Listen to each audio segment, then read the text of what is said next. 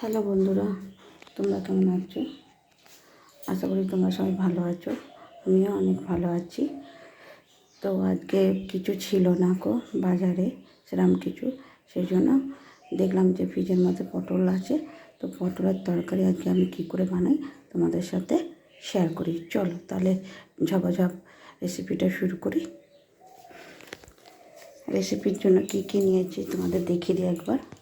এখানে পটল, আলু, আর এখানে পেঁয়াজ, আর এখানে টমেটো পেস্ট করে নিয়েছি।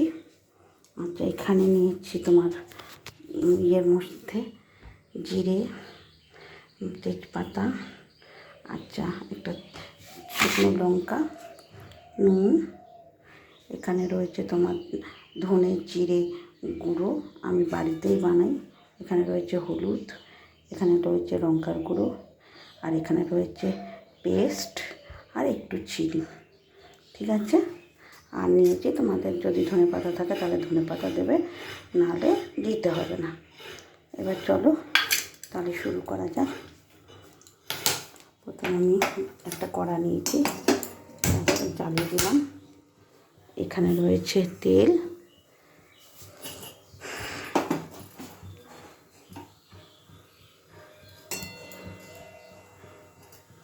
তোমরা তোমাদের পরিমাণ মতন তেল দিও। আমি এই রান্নাটা করার জন্য 12 কড়া মতন তেল দেবো। মাঝখানে আমি আর কোনো তেল দিই না, ওই জন্য একদম বেশি করে তেল দিয়ে দিই। ব্যাস, এই তেলেই আমার হয়ে যাবে পুরো রান্নাটা। তো দেখতে থাকো।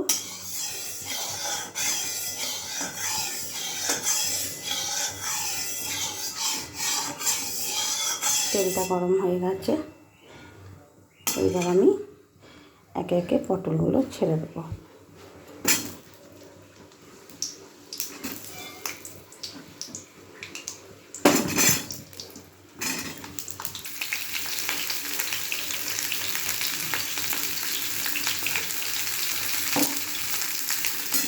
এইভাবে আমি পটলগুলো লাল হওয়া পর্যন্ত ভেজে নেব।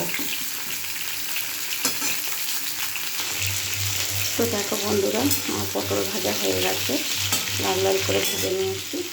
এবার আমি পটলগুলোকে তুলে নেব।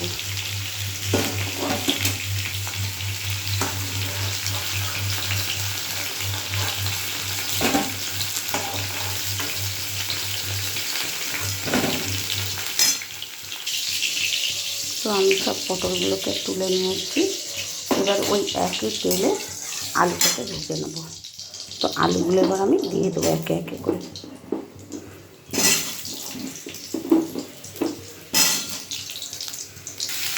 তো দেখো বন্ধুরা, আমার আলু ভাজাও হয়ে গেছে। এবার আমি আলুটাকে তুলে নেব, ওই এক জায়গাতে আলুটাকেও তুলে নেব।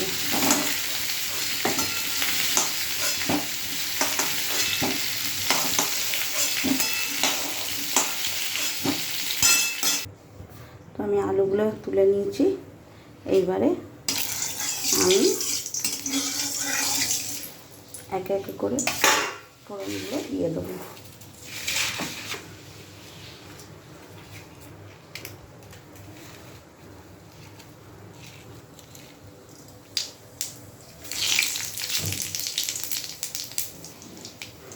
ফোড়নটা হয়ে গেছে, এবার আমি কুটে রাখা পেঁয়াজগুলো দিয়ে দেবো।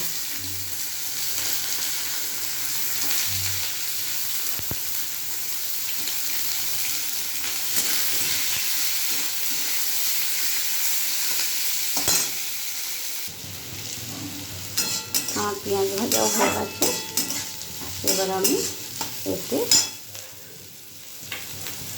নুন দিয়ে দেবো।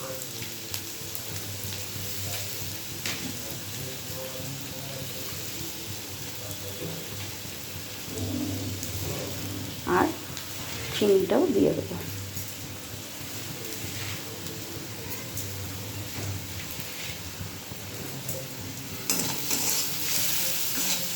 আর একটুখানি ভাজা ভাজা করে নেবো।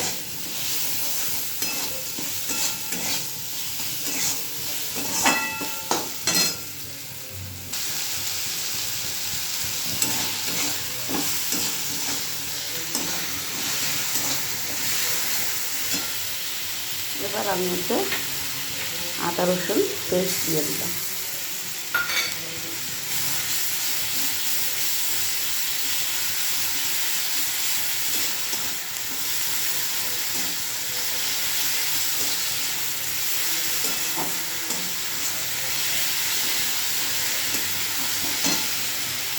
এবার টমেটোটা দিয়ে দিলাম।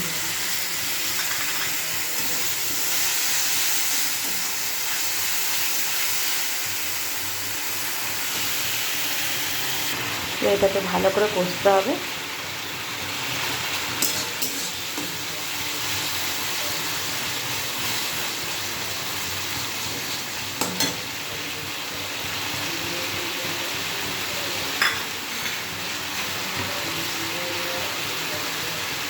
এবার আমি একে একে হলুদ, লঙ্কা আর জিরে, ধনে একসাথে আমি মিক্সিতে বানাই, এই মশলাটা দিয়ে দেবো।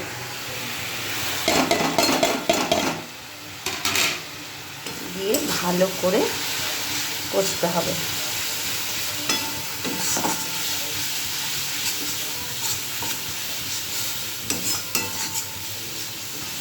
যখন এটা থেকে জল একটু তেল ছেড়ে যাবে তখন আমি আলু পটলটা দিয়ে দেবো।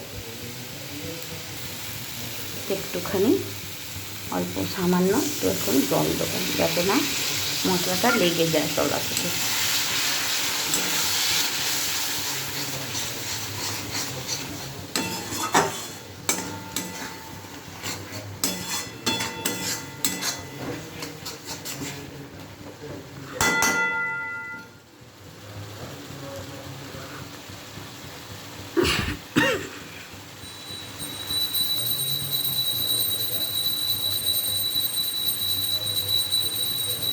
দেখছো বন্ধুরা, আস্তে আস্তে তেল ছাড়ছে।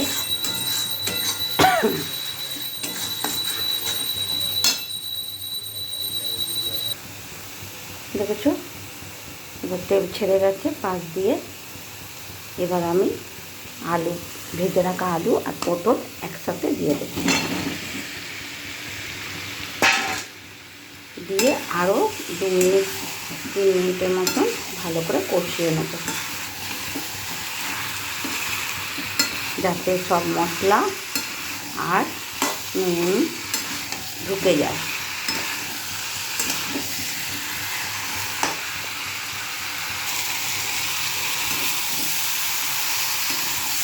আমি ভালো করে কষিয়ে নিয়েছি।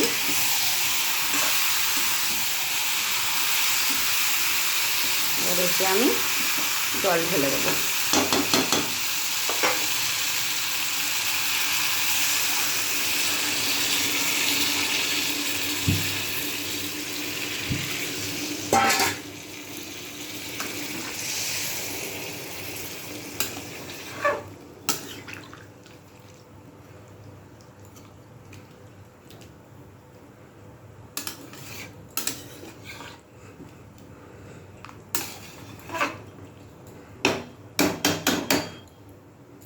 দেখেছো, আমার কষানোর পর জল ঢালার পর এইটা এসছে।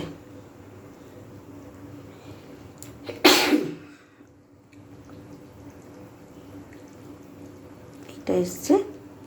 এবার এটাকে আমি সেদ্ধ হতে দেবো।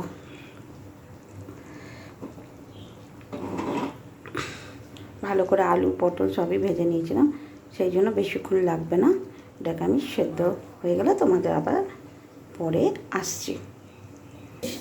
চলো বন্ধুরা, এবার দেখি কেমন হয়েছে। তো দেখো, আমার তরকারি হয়ে গেছে, সব আলু সেদ্ধ হয়ে গেছে, পটলও সেদ্ধ হয়ে গেছে। এবার আমি এর মধ্যে কেটে রাখা ধনে পাতা দিয়ে দেবো। আর আরেকটা জিনিস দেবো এর মধ্যে, আমার হাতে নিজের তৈরি করা গরম মশলা। এটা যখন আমি বানাবো তোমাদের সাথে শেয়ার করবো অতি অবশ্যই। এই যে আমার হাতে তৈরি গরম মশলা দিয়ে দিলাম। ব্যাস আমার কমপ্লিট। দেখো শেষ লুকটা এই এলো। ঠিক আছে, এইভাবে তোমরা রান্না করে খেয়ে দেখো কেমন লাগলো। আজকের ভিডিওটা যদি ভালো লেগে থাকে তাহলে লাইক সাবস্ক্রাইব আর অনেক কমেন্ট করে আমাকে জানাও। আমাদের পাশে থেকো, তোমরা সবসময় ভালো থেকো আর আমাদের আশীর্বাদ করো।